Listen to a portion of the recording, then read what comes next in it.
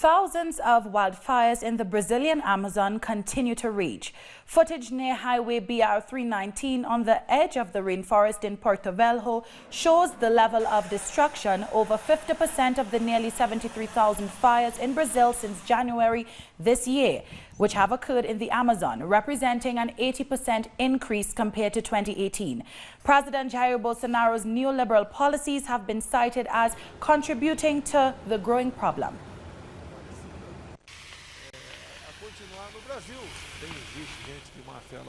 That he is evaluating the possibility of sending the army to provide aid in the firefighting efforts. This announcement comes after thousands of fires started raging across the Amazon region and following worldwide condemnation for his apparent disinterest in ending the growing disaster.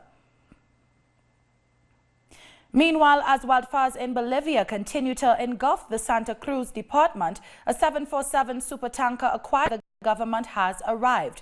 Now, according to officials, the plane is already being loaded with water in order to be deployed to the Brazilian border.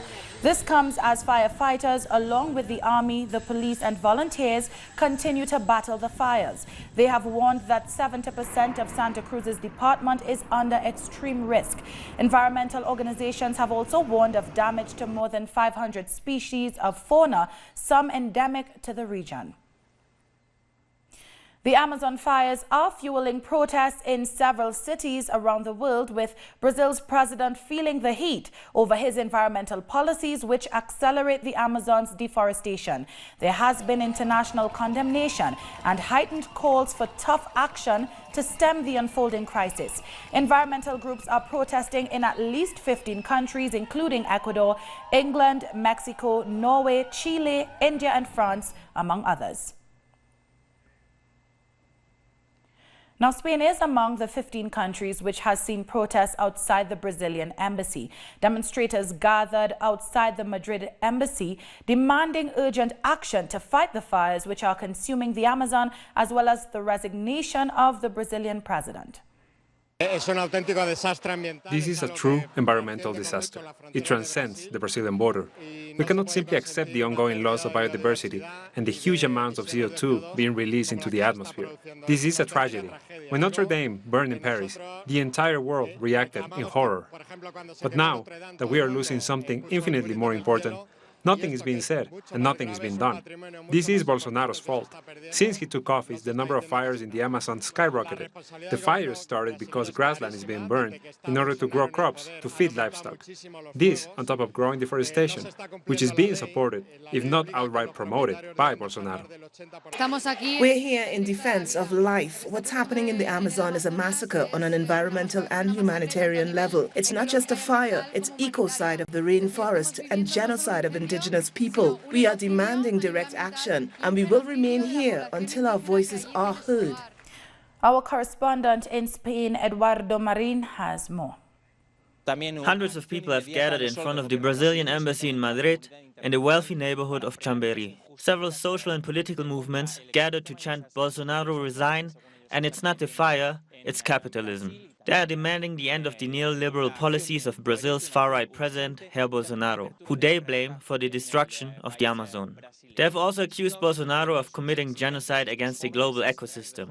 Protesters demand urgent action from the Brazilian government and the international community to put an end to these attacks against the environment. If their demands are not met, these organizations are threatening to continue protesting throughout September and October.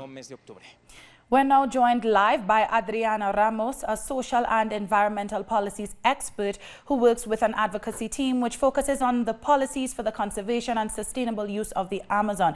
Thank you for speaking with us today, Adriana. Thank you. So my first question to you, some demonstrations have begun internationally and a number will be held this evening and this weekend in Brazil. What exactly are people protesting against?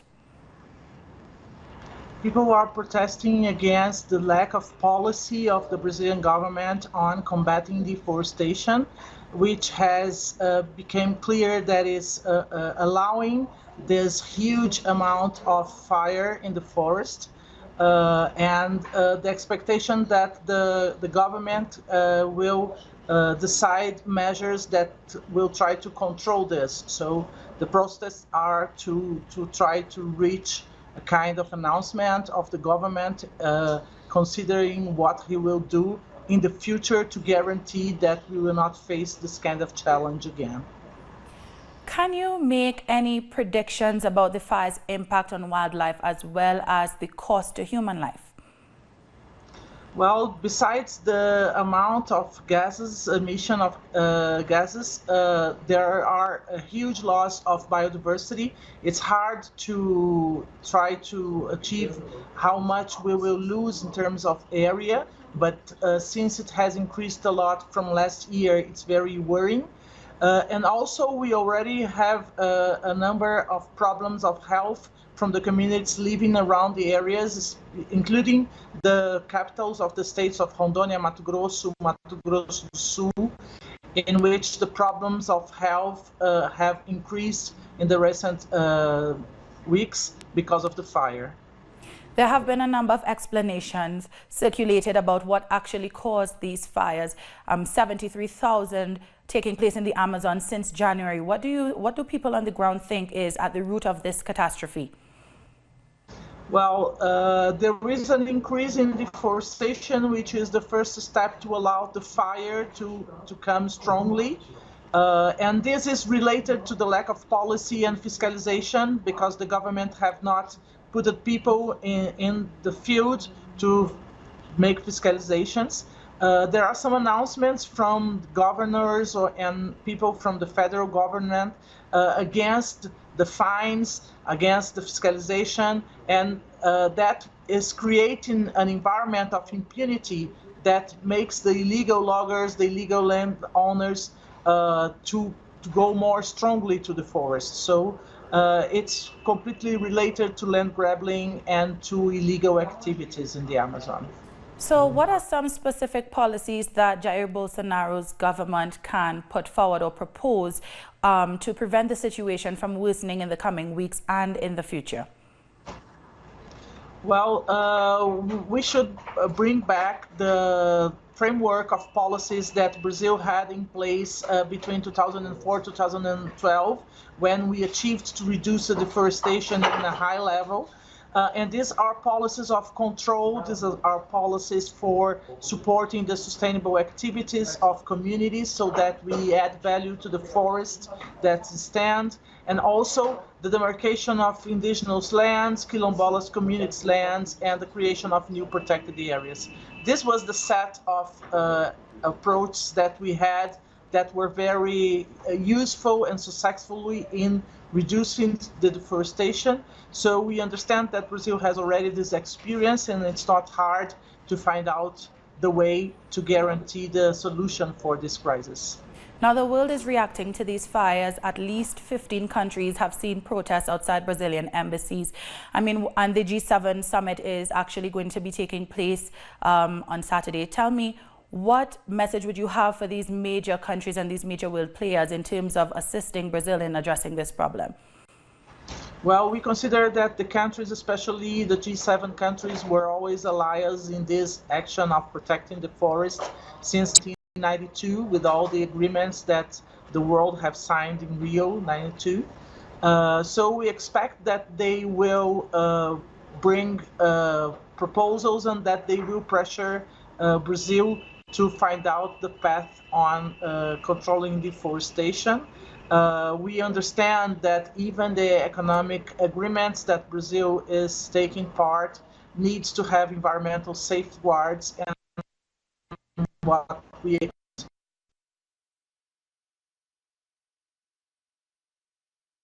much, Adriana, for joining us, social and environmental policies expert from Brazil, speaking on the raging wildfires that is taking place in the Amazon at this time. Still to come, teachers in the Dominican Republic take to the streets for better conditions. Don't go anywhere.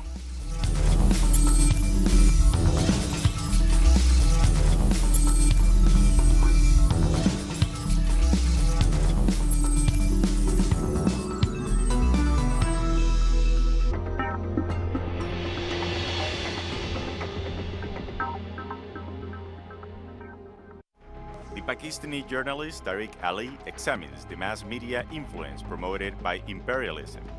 Get access to the analysis of the socio-economic and political life of the whole South America on our screen and platform in English. A critical place committed to the truth to determine the major events that transformed the world today. On Monday, only on Venezuela.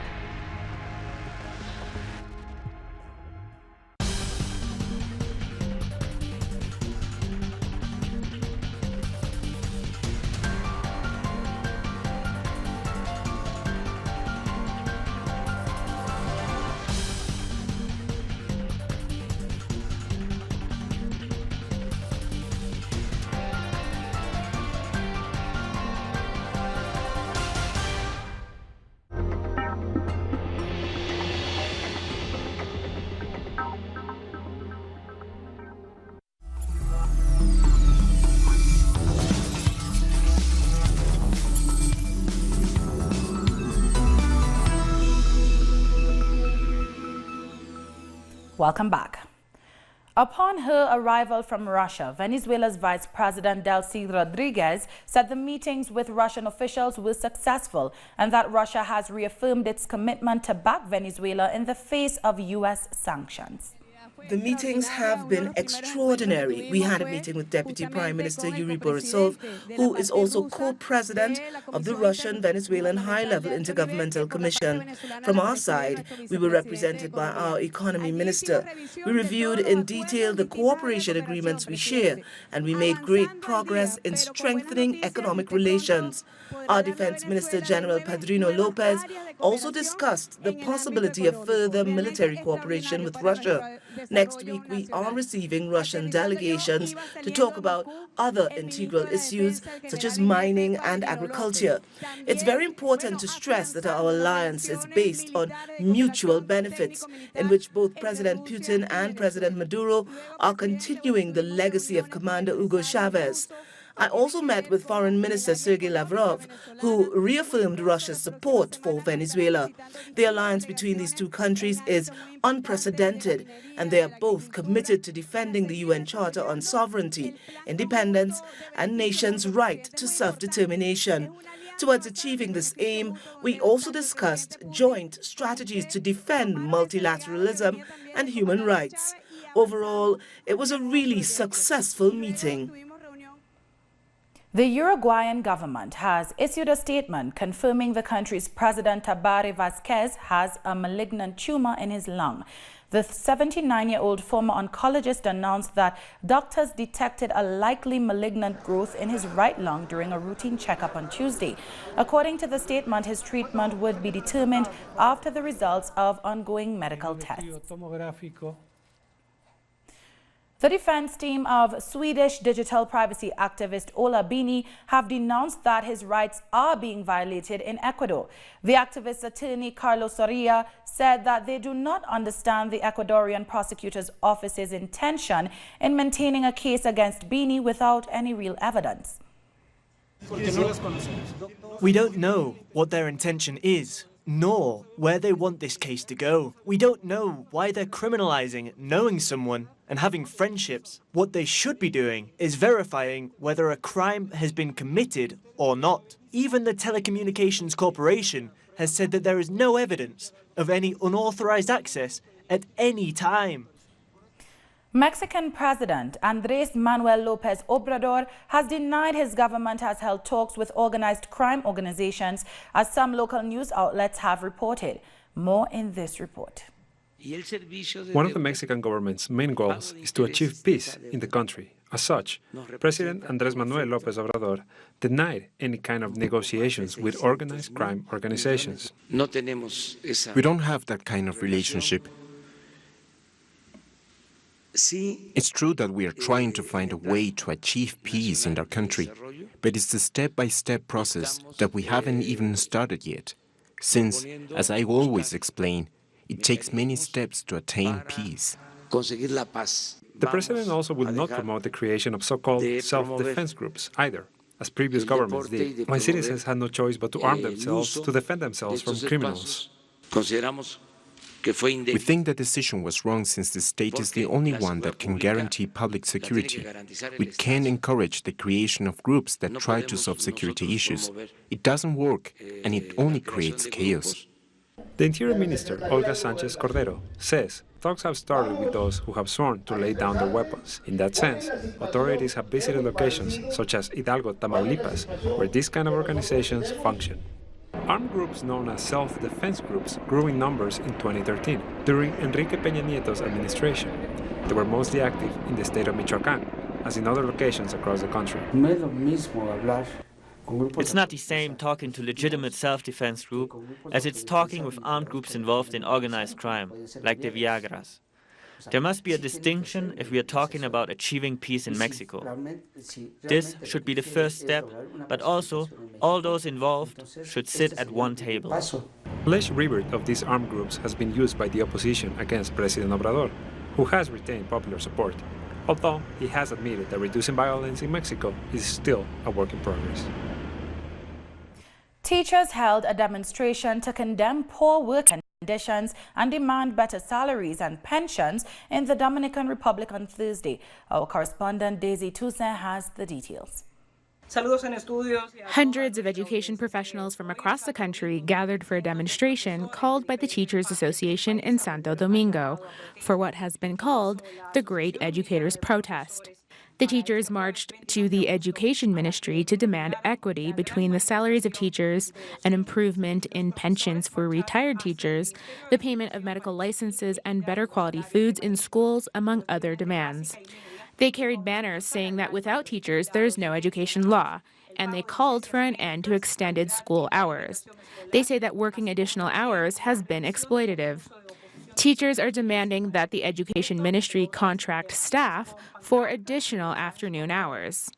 It's important to note that the school year began last Monday, and the Dominican Teachers Association called for the protest in front of the Education Ministry because the conditions are not acceptable to begin the academic calendar.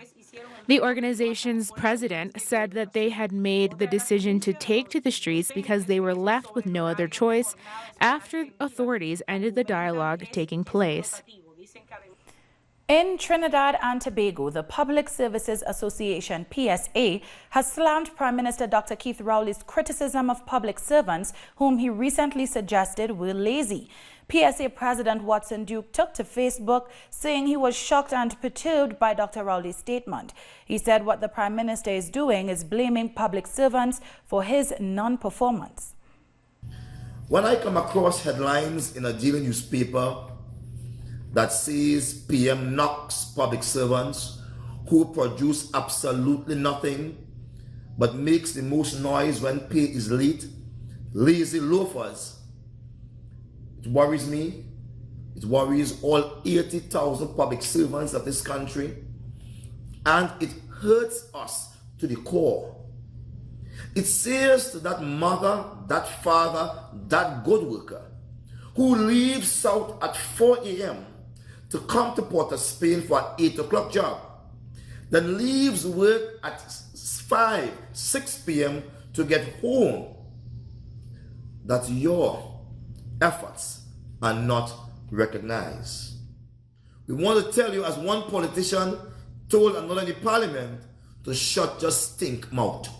I want to say that to you this morning. Every time you seem to speak foul language to hurt and denigrate people. Shut your stink mouth this morning. Shut up. Guyana's opposition is accusing the government of committing a criminal act by delaying general elections.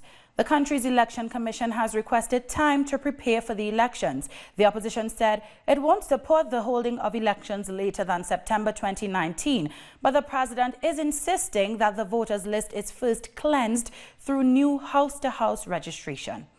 The commissioners at GCOM, particularly a particular group, the government commissioners and the former chairman, how they not just abdicated their responsibility, I believe committed a criminal act by not preparing for elections since December 21st last year. That much of what they're doing would be illegal. In fact, most of what they're doing because the government is unconstitutional. So we have, in another part of the world, this would be described as a dictatorship in another part of the world. We've been a bit more generous in saying it's unconstitutional rule. But what you have had here is a coup d'etat. After the break, protests against the revocation of Kashmir's special status continue in the region. Don't touch that remote.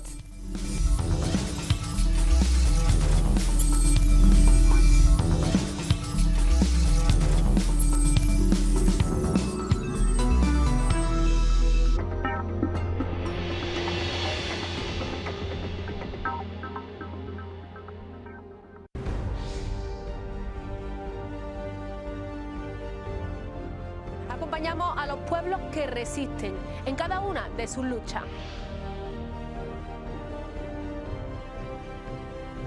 Somos esa ventana que se abre para visibilizarlos entre fronteras.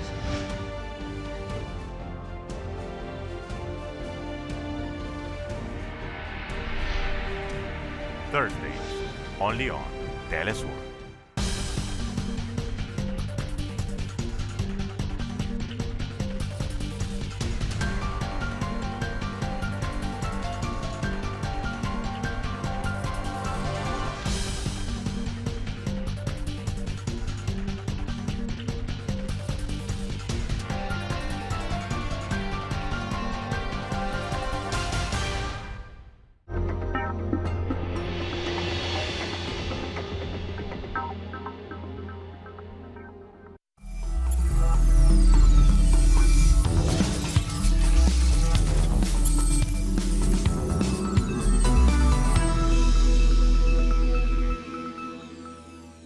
Welcome back.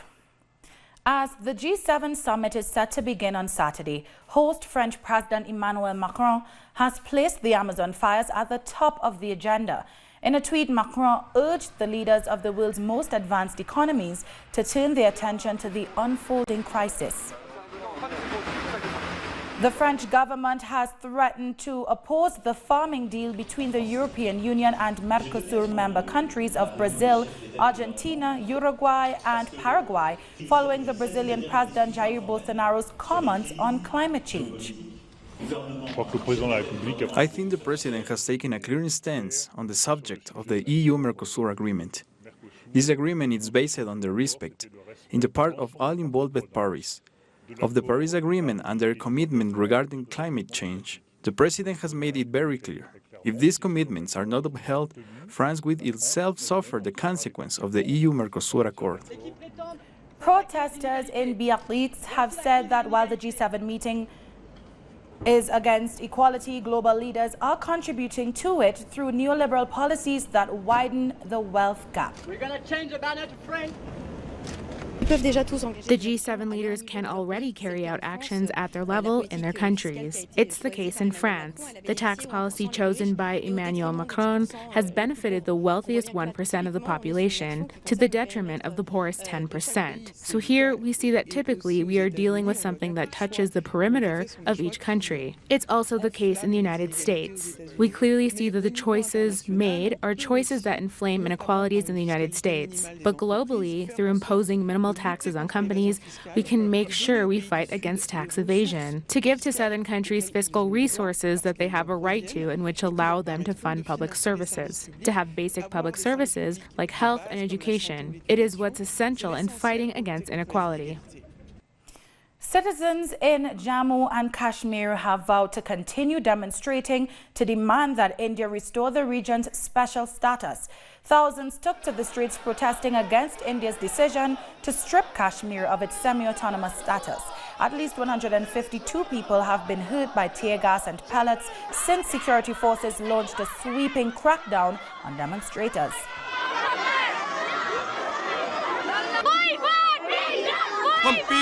We want to live in a peaceful manner.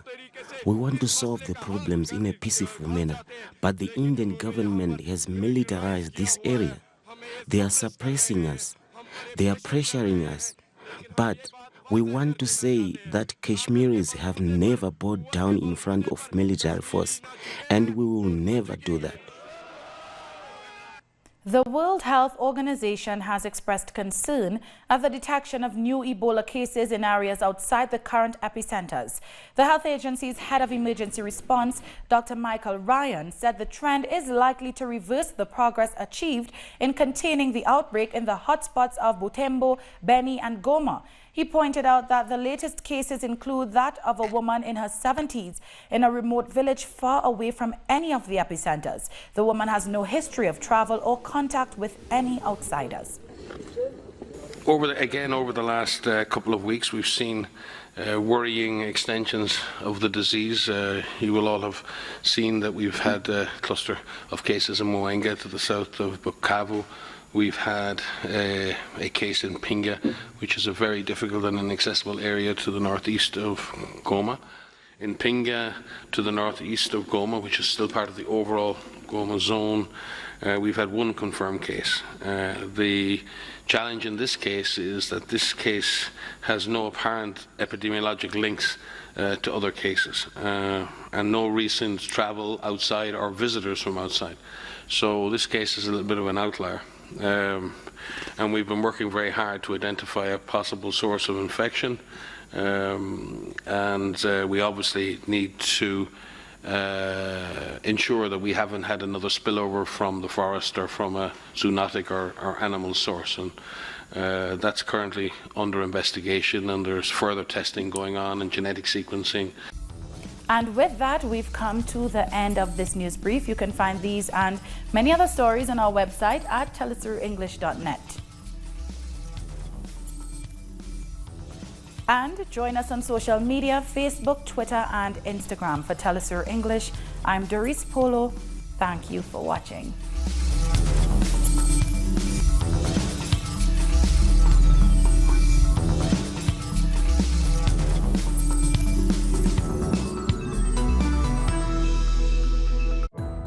Our actions have an impact on the environment.